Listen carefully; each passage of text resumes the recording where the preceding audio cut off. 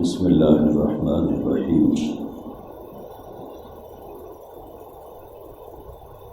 نحمده ونصلي ونسلم على رسوله الكريم، اما بعد۔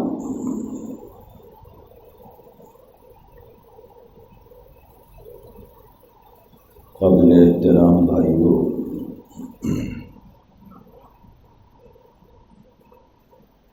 ماہ رمضان المبارک کے اختتام کے لیے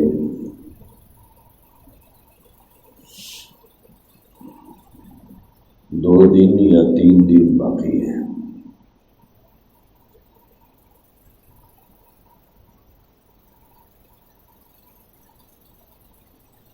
اس کے بعد رمضان المبارک کا اختتام ہوگا اور عید ہوگی۔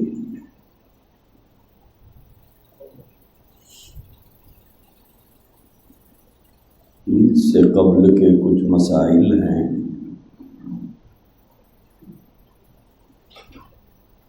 جس کو ہمیں سننا بھی ہے، یاد رکھنا بھی ہے۔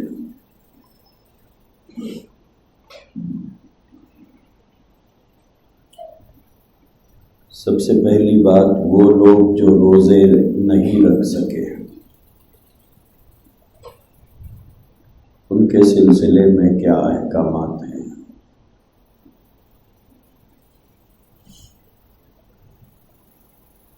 جن لوگوں کے روزے چھوٹ گئے ہیں ان میں 2 طرح کے لوگ ہیں۔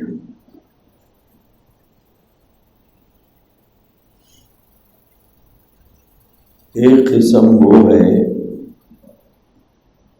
جن کے روزے بیماری کی وجہ سے چھوٹ گئے ہیں یا بڑھاپے کی وجہ سے چھوٹ گئے ہیں۔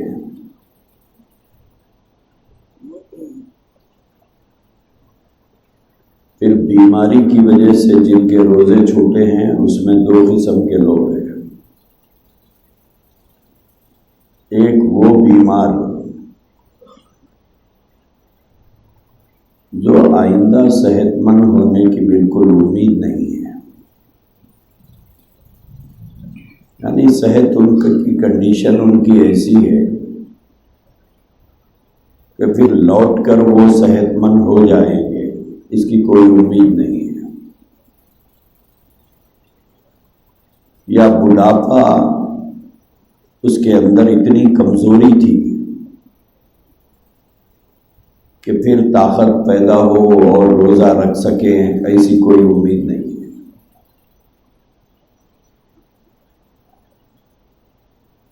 ایسے لوگوں کے لیے حکم یہ ہے کہ وہ اپنے روزے کا فدیہ ادا کریں۔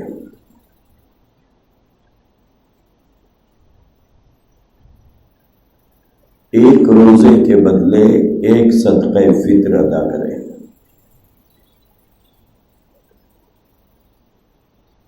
اور دوسری قسم بیماروں کی وہ ہے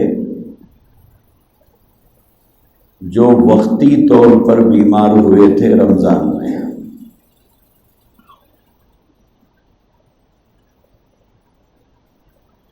چاہے وہ بیماری کون سی بھی ہو، وقتی طور پر بیمار ہوئے، بعد میں پھر صحت مند ہو گئے۔ ایسے لوگوں کو فدیہ ادا کرنے کی اجازت نہیں ہے۔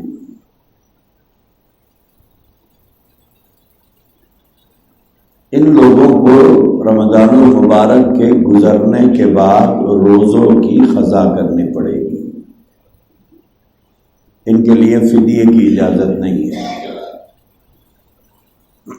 ماہ رمضان المبارک کے بعد اپنی سہولت سے وہ اپنے روزوں کی قضا کرے۔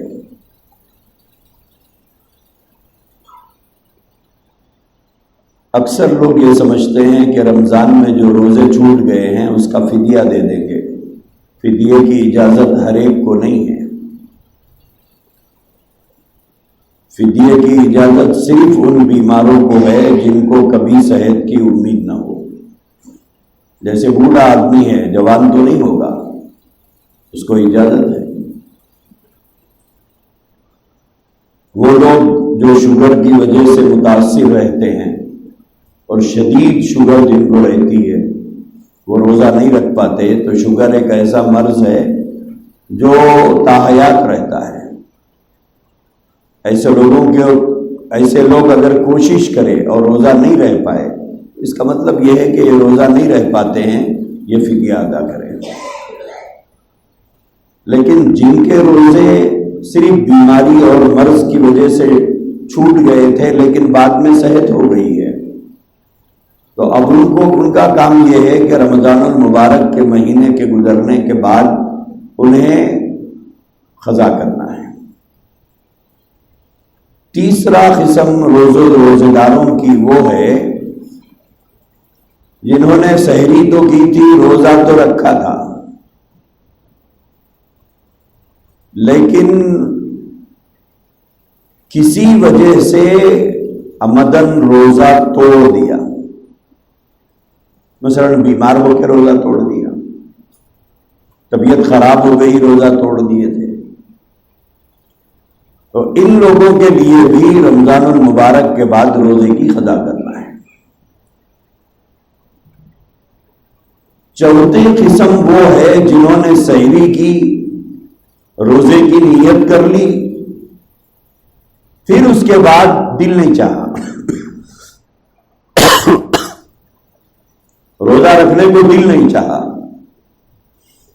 یا گرمی اور شدت دھوپ کی دیکھ کر ہمت ہار کر روزہ توڑ دیا، یا عمدن کوئی چیز کھا لیا یاد رکھتے ہوئے کہ میں روزے سے ہوں پھر بھی کھایا، ایسا آدمی اللہ کے نظر میں بہت بڑا گنہگار ہے۔ یہ چوتھی جو قسم ہے یہ بہت گنہگار لوگ ہیں۔ اب ایسے لوگوں کے لیے حکم یہ ہے کہ وہ صرف قضا نہیں کر سکتے، ان کو روزے کا کفارہ ادا کرنا پڑے گا۔ اس نے عمدن کھا لیا تھا، روزہ توڑ دیا، یاد رکھ کر کھایا، یا روزے کی حالت میں تھا اپنی بیوی سے صحبت کر لیا،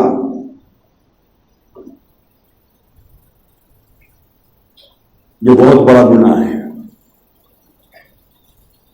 اب ان کے لیے صرف قضا نہیں ہے، ان کو کفارہ ادا کرنا پڑے گا روزے کا، اور روزے کا کفارہ یہ ہے کہ مسلسل 60 دن تک بلا ناغہ روزہ رکھنا ہے۔ جس نے یاد رکھتے ہوئے کھا لیا پی لیا، یا روزہ رکھ کر عمدن توڑ دیا، یا روزہ کی حالت میں اپنی بیوی سے صحبت کر لیا، تو یہ صرف ایک روزے کی قضا نہیں کر سکے گا۔ اب اس کے لیے حکم یہ ہے کہ مسلسل 60 روزے رکھے۔ اگر وہ 58 روزہ رکھ کر 59واں روزہ چھوڑ دے، پھر 60واں روزہ رکھ لے، تو پھر بھی شروع سے رکھنا پڑے گا۔ 58 روزے کنٹینیو رکھ کر ایک روزہ چھوڑ دیا، اس کے بعد پھر کنٹینیو کر لیا، تو کفارہ ادا نہیں ہوا روزے کا۔ تو جنہوں نے روزہ رکھ کر عمدن روزہ توڑا ہے، ان کے لیے پہلا حکم یہ ہے کہ مسلسل 60 دن روزے رکھے۔ حضور علیہ الصلوۃ والسلام کے بعد ایک صحابی آئے تھے، اور انہوں نے آ کر حضور سے اپنا روزہ توڑنے کی وجہ بیان فرمائی۔ حضور نے فرمایا کفارہ ادا کرو۔ ہوا یہ تھا کہ روزے کی حالت میں انہوں نے صحبت کر لی تھی بیوی سے۔ حضور نے فرمایا کفارہ ادا کرو۔ کفارہ کیا ہے؟ حضور نے کفارہ بتایا، 60 روزے مسلسل رکھنا۔ تو انہوں نے عرض کیا یا رسول اللہ، ایک دن میں یہ حالت ہو گئی، 60 دن کہاں رکھوں گا میں؟ بولے میرے میں اتنی برداشت نہیں ہے کہ میں روزہ رکھ سکوں۔ تو اللہ کے نبی علیہ الصلوۃ والسلام نے فرمایا اگر یہ نہیں رکھ سکتے تو پھر غلام آزاد کرو۔ انہوں نے کہا یا رسول اللہ میں غریب آدمی ہوں، میرے پاس کوئی غلام نہیں ہے، نہ میں غلام خرید کے آزاد کر سکتا ہوں۔ تو پھر حضور علیہ الصلوۃ والسلام نے ان سے فرمایا 60 مسکینوں کو 2 وقت کا کھانا کھلاؤ۔ 60 مسکینوں کو 2 وقت کا کھانا کھلانا، ایک وقت میں 120 کو نہیں کھلا سکتے۔ اکثر لوگ یہ غلطی کرتے ہیں، ایک وقت میں 120 کو کھلا دو، بھائی کہاں 2 ٹائم کا انتظام کریں گے، نہیں چلے گا، یہ نہیں چلے گا۔ بلکہ اگر کھانا کھلا رہے ہیں تو 60 مسکینوں کو 2 وقت کھانا کھلانا۔ تو حضور نے ان سے فرمایا، تو صحابی رسول نے فرمایا یا رسول اللہ مدینے کا سب سے غریب آدمی میں ہی ہوں، میرے پاس کچھ نہیں ہے۔ تو اللہ کے نبی علیہ الصلوۃ والسلام نے فرمایا بیٹھ جاؤ۔ کچھ دیر بیٹھ گئے، حضور کے پاس کچھ کھجوریں آئی تھی، تو کہا کہ یہ لے جا کر مدینے کے غربا میں تقسیم کرو۔ انہوں نے کہا میں ہی سب سے غریب ہوں، فرمایا جا یہ بھی لے جا کھا لے بولے۔ تو اب کفارے کی یہ 3 قسمیں ہیں، یا غلام آزاد کرو، یا مسلسل 60 دن روزے رکھو، 60 دن تک مسلسل روزے رکھو۔ اگر یہ بھی ممکن نہیں ہے تو کسی مسکینوں کو 2 وقت کھانا کھلاؤ۔ اب اس کے اندر 2 وقت کھانا اگر نہیں کھلا سکتے تو پھر یہ ہے کہ ایک روزے کے بدلے میں 1 فطرہ دے، ایک روزے کے بدلے میں 1 فطرہ دینا ہے۔ تو 60 روزے ہیں تو 60 فطرے ادا کریں۔ تو جنہوں نے عمدن روزہ توڑا ہو، یاد رکھتے ہوئے، جانتے بوجھتے، تو ان کے لیے یہ کفارہ ہے روزے کا۔ روزہ توڑنے کی وجہ یا تو موسم کو دیکھ کر توڑ دیا، یا کھانے پینے کی اشتہا خواہش کی وجہ سے توڑ دیا، یا بیوی سے صحبت کر لیا، اب اس کو کفارہ ادا کرنا ہے۔ صرف قضا سے کام اس کا نہیں چلے گا۔ یہ ہے وہ 2-3 قسم کے لوگ جن کا روزہ چھوٹ گیا ہے، تو ان کا لیے یہ حکم ہے۔ جن کا روزہ بیماری کی وجہ سے چھوٹ گیا، ان کو 1 روزے کے بدلے 1 صدقہ فطر دینا ہے، 1 روزے کے بدلے 1 صدقہ فطر ادا کرنا ہے۔ تو یہ تو تھا بیماروں کا مسئلہ۔ دوسرا مسئلہ عام مسلمانوں کا ہے۔ عام مسلمانوں کے لیے حکم یہ ہے، جن لوگوں پر زکوٰۃ فرض نہیں ہے،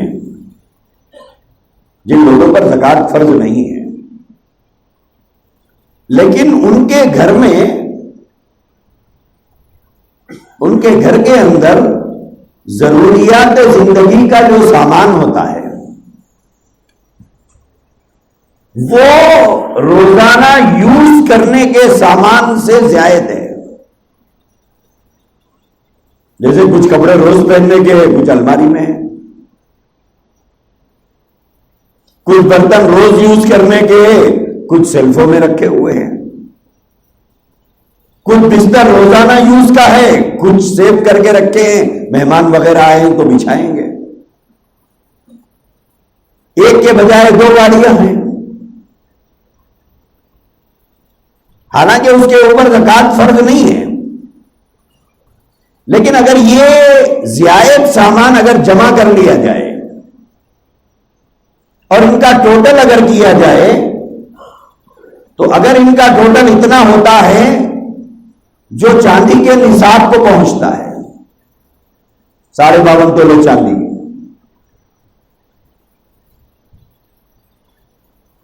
ایسے ہر گھر کے فرد پر صدقہ فطر واجب ہے۔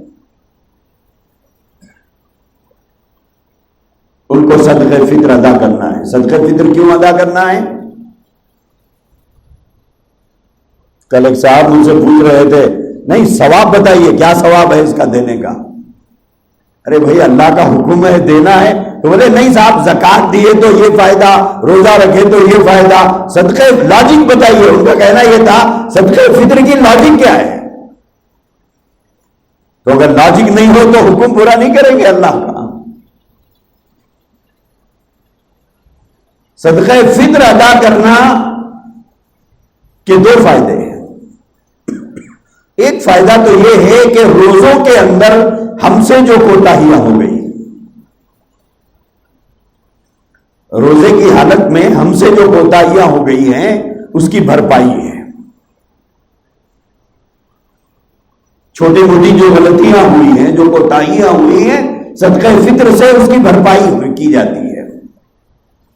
اور دوسرا یہ ہے کہ یہ غریبوں کا حق ہے کہ جو لوگ غریب ہیں ان کے گھر میں بھی تو عید ہو, عید کے دن کچھ اچھا وہ خود بھی کھائیں, بچوں کو بھی کھلائیں. تو اس میں غریبوں کا لحاظ اور خیال رکھا ہے اسلام نے. اب گھر میں صدقہ فطر کس کی جانب سے دینا چاہیے؟ جیسے زکات سب کی طرف سے نہیں ہوتی, روزہ بھی گھر میں سب نہیں رہتے, نابالغ بچے نہیں رہتے ہیں, ان پر فرض نہیں ہے. تو صدقہ فطر گھر میں جتنے افراد ہیں سب کی طرف سے دینا ہے, چاہے روزہ رکھا ہو نہ رکھا ہو, جوان ہو یا بچہ ہو. اگر کوئی بچہ عید کے دن صبح میں پیدا ہوتا ہے تو اس کے طرف سے بھی صدقہ فطر ادا کرنا ہے. گھر کے جتنے افراد ہیں ان کا جو گارڈین ہے, ذمہ دار ہے, اس کی جانب سے گھر کے تمام افراد کا صدقہ فطر ادا کرنا ہے.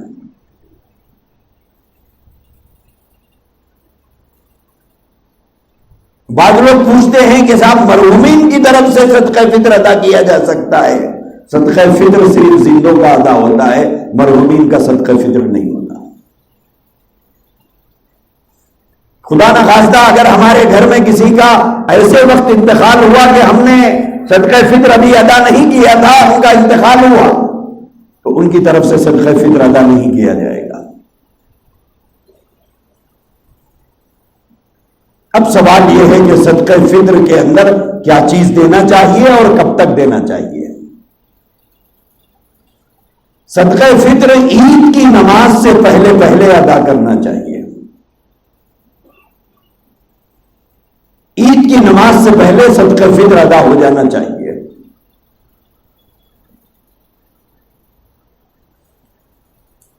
اگر کسی وجہ سے عید کی نماز سے پہلے نہیں دے سکا تو بعد میں معاف نہیں ہے. بولے ٹال کے عید کی نماز تک لے جاؤ اور عید کی نماز ہو گئی, صدقہ فطر معاف ہے, معاف تو نہیں ہے, لیکن افضل اور باعث ثواب یہ ہے کہ عید کی نماز سے پہلے ادا کرنا. اور صدقہ فطر میں دینا کیا چیز ہے؟ کیا چیزیں دینا ہے؟ 4 چیزوں میں سے کوئی ایک چیز سے صدقہ فطر ادا کیا جائے گا. 4 چیزوں میں سے کوئی ایک چیز. نمبر 1 گیہوں, نمبر 2 جو. جواری الگ ہے, جو الگ ہے. وہ جو حدیثوں میں اکثر سنتے ہیں کہ حضور نے جو کی روٹی کھائی, صحابہ نے جو کی روٹی کھائی, تو وہ جواری نہیں ہے. وہ جو یہاں ملتا ہے بازار میں, میرا منڈی میں ملتا ہے. آج بھی بہت سے لوگ جو کی روٹی کھاتے ہیں. جو کیا ہے؟ جو بارلی جسے کہتے ہیں وہ جو ہے. ہماری زبان میں یہاں پر بارلی کہتے ہیں اسے. یا تو جو سے ادا کریں یا پھر کھجور سے صدقہ فطر ادا کریں یا کشمش کے ذریعے سے صدقہ فطر ادا کرے.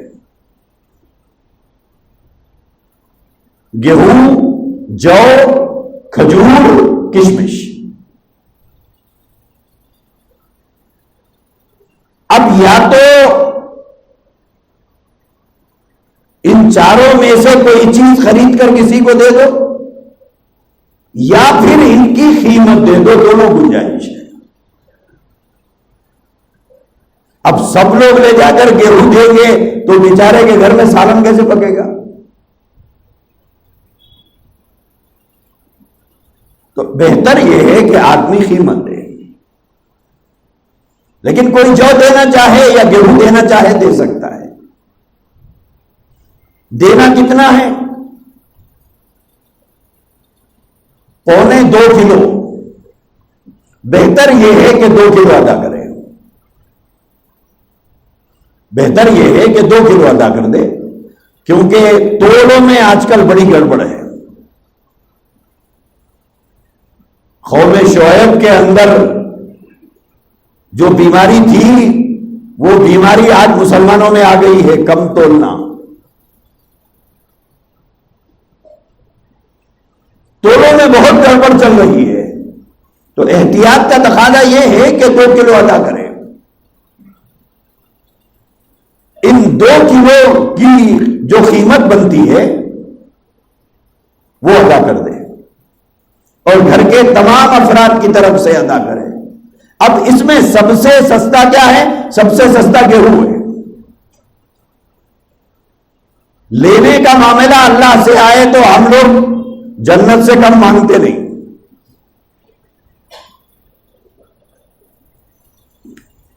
جنت سے کم مانگتے نہیں. ابھی کل مجھے ایک صاحب نے ایک ویڈیو بھیجا، حرم کا ویڈیو ہے. مطاف کے اندر ایک کالا مسلمان کھڑا ہوا ہے، وہ اللہ سے 2 چیزوں کا سوال کر رہا ہے.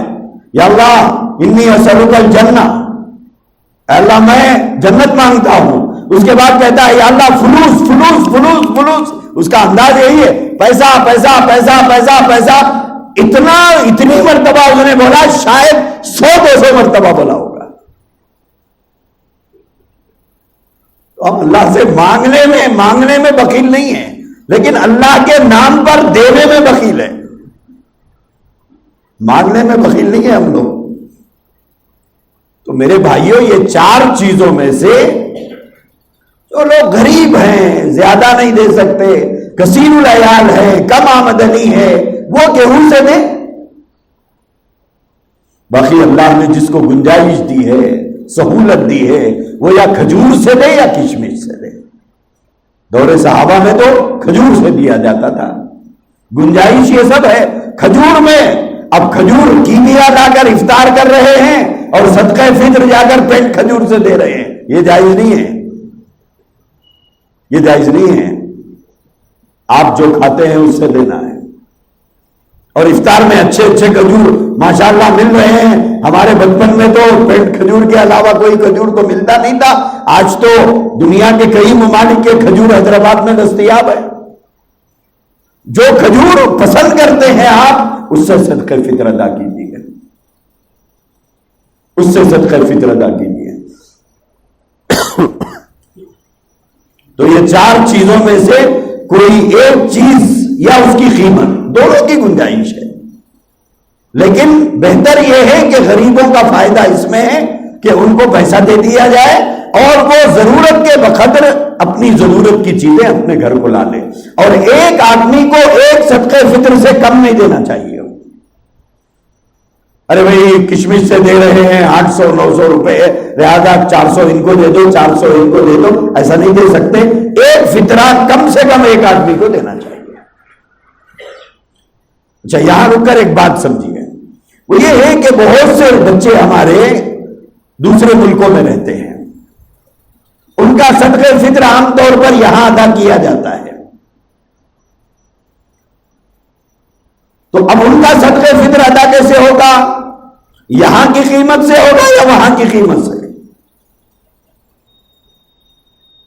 کوئی سعودی عرب میں ہے، گلف میں ہے سمجھیے، کوئی یورپ میں ہے، کوئی امریکہ میں ہے.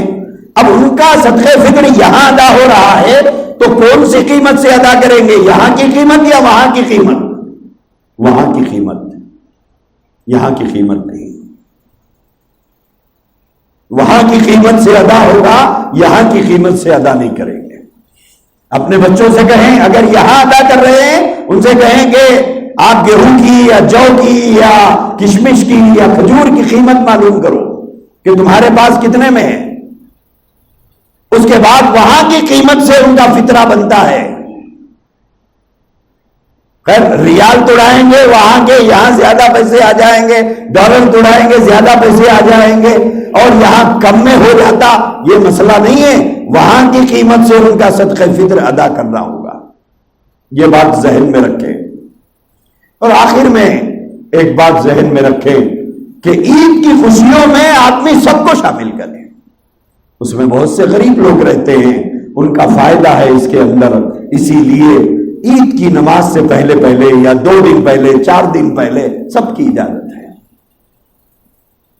سب کی گنجائش ہے، چاہو تو کل ادا کرو، آج ادا کرو، ادا ہو جائے گا صدقہ فطر، صدقہ فطر اس سے ادا ہو جائے گا۔ اور 2 باتیں آپ کو بتانا ہے۔ ایک بات تو یہ ہے کہ بہت سے لوگ عید میں اپنے گھر میں اپنے والدین کے ساتھ گزارنے کی نیت سے دوسرے ملکوں سے یہاں آتے ہیں، دوسرے ملکوں سے یہاں آتے ہیں۔ کئی ممالک ایسے ہیں وہاں پر روزہ ہم سے 1 دن پہلے شروع ہوا ہے۔ مثلا ان کے 30 روزے ہو گئے، وہ 30واں روزہ کھول کر وہاں سے نکلا، اس نے فلائٹ پکڑی، یا 30ویں روزے سے پہلے ہی 26 27 28 کو آ گیا۔ اگر وہ 26 27 28 کو ہمارے پاس پہنچ چکا ہے یہاں پر، تو اب وہ ایک روزہ ان کا آگے ہے، ایک روزہ ہمارا پیچھے ہے۔ اگر 29 کا چاند نظر آ گیا تو ہمارے تو 29 ہوئے اور ان کا 30واں روزہ رہے گا۔ لیکن اگر یہاں 30 روزے ہوئے تو ان کے 30 روزے تو کمپلیٹ ہو گئے، تو ہم جب آخری روزہ رہیں گے تو وہ کیا کریں گے؟ کھاتے پیتے پھریں گے۔ ان کو اجازت ہے کہ 30 روزے ہو گئے صاحب، اب آپ آزاد ہیں، کوئی آزادی نہیں ہے، گھر والوں کے ساتھ سحری کرنا ہے، روزہ رکھنا ہے۔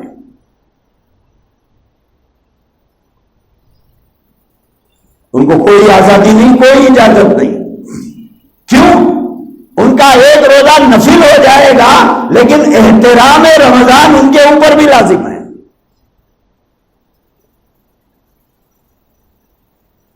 رمضان کا احترام ان کے اوپر لازم ہے، تو لہذا یہ مسئلہ ذہن میں رکھے۔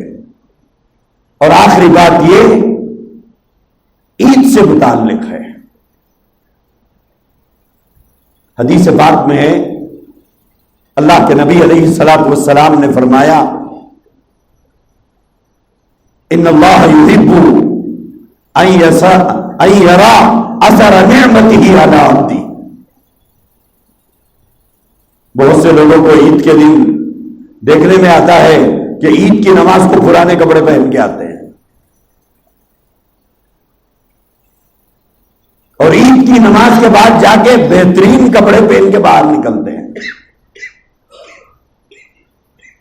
تو شاید عید کی نماز کو اس لیے کپڑے نئے پہن کے نہیں آتے کہ استری ٹوٹ جاتی ہے۔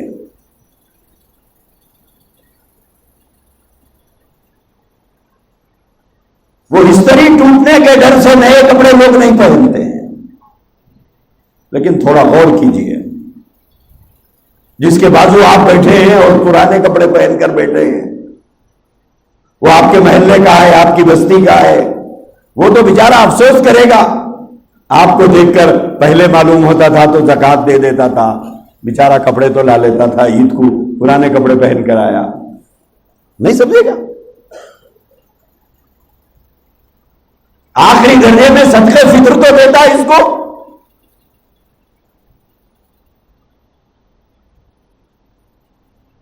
اللہ کے نبی نے فرمایا، ان اللہ یحب ان یرا اثر نعمتہ علی عبدہ۔ یاد رکھو اس بات کو، اس حدیث کا ترجمہ سناتا ہوں۔ حضور نے فرمایا اللہ دیکھنا چاہتا ہے ان یرا اثر نعمتہ، کیا دیکھنا چاہتا ہے؟ اپنی نعمتوں کو جو بندے کو اس نے دیا ہے وہ دیکھنا چاہتا ہے اس کا اثر علی عبدی، اپنے بندے کے اوپر۔ عید کو آپ بچے کے لیے نئے کپڑے لائے، بچہ پرانا پہن کے پھر رہا، کیسا لگے گا آپ کو؟ آپ نے نئے کپڑے لائے، گھر والی پرانے کپڑوں میں پھر رہی ہے، گھر مہمان آ رہے جا رہے دیکھ کے سمجھ رہے ہیں ارے بچے کو کپڑے نہیں بنائے شاید، جبکہ بچے کے کپڑے اندر ہے، بچہ پہنا نہیں، کتنا برا لگے گا آپ کو۔ آپ سارے جہاں کو عید کے کپڑے بتانے جا رہے ہیں، اللہ کو نہیں بتاؤ گے؟ جس نے کیا ہے اسے نہیں بتاؤ گے؟ یہ انتہائی غلط کام ہے اور انتہائی برا کام ہے۔ اگر استری کی وجہ سے شیر خورما ایک آدھ کٹورا زیادہ ملتا ہے بعد میں جا کے کر لیجئے، اگر ٹوٹ گئی ہے تو، لیکن عید کی نماز کو پرانے کپڑوں میں مت آئیے۔ ہاں اگر نئے نہیں سلائے ہیں تو اس کے لیے حکم یہ ہے کہ تمام کپڑوں میں سب سے اچھا جو کپڑا ہے وہ پہن کر آئے، سب سے اچھا کپڑا پہن کر آئے۔ اس بات کو ذہن میں رکھے کہ عید کی نماز کو پرانا کپڑا پہن کر آنا یہ پسندیدہ نہیں ہے۔ ہاں اگر غربت یا کسی مجبوری کی وجہ سے کپڑے نہیں سلائے ہیں اس کے لیے بھی حکم یہ ہے کہ تمام کپڑوں میں سب سے اچھے کپڑے جو ہیں وہ پہن کر آؤ۔ اللہ کو نہیں بتاؤ گے؟ جس نے دیا ہے اسی کو نہیں بتا رہے ہیں، اور خاندان والوں کو بتانے کے لیے ہم کپڑے پہن کے جا رہے ہیں، یہ اچھی چیز نہیں ہے۔ اس بات کو ذہن میں رکھو، اس بات کو ذہن میں رکھو کہ ہم پر اللہ کی نعمتوں کا اثر ہو اور اس کا شکرانہ ادا کیا جائے، یہ ہمارے ذہن میں ہونا چاہیے۔ اللہ تبارک و تعالی آپ کو اور مجھے اور تمام مسلمانوں کو توفیق عطا فرمائے۔ وآخر دعوانا الحمدللہ رب العالمین۔